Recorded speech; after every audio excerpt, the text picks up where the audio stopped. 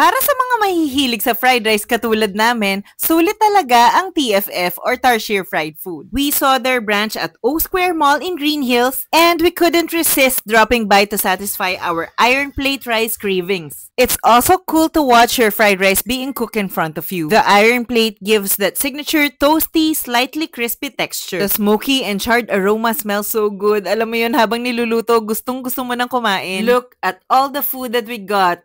Pag TFF talaga, parang isang barangay yung kakain sa dami. We got the chicken barbecue fried rice, the yang chow fried rice, the seafood fried rice, my favorite, and the new adobo fried rice. For the ulam, big chicken chop, Taiwan sausage, and the New Orleans crunchy fried chicken. Honestly, the rice alone is already a complete meal loaded with meat and veggies. Most meals here are under 250 pesos and the rice dishes are already hearty, making them budget-friendly and satisfying. The portions are so soft, kaya na-appreciate ko to, and very flavorful talaga lahat ng rice dishes. Pero pinaka-favorite ko talaga dito yung seafood and yang chow. But of course, hindi naman kami kumakain dito everyday, so we went big and added sides. A huge chicken chop, Taiwanese sausage, and their crispy New Orleans fried chicken.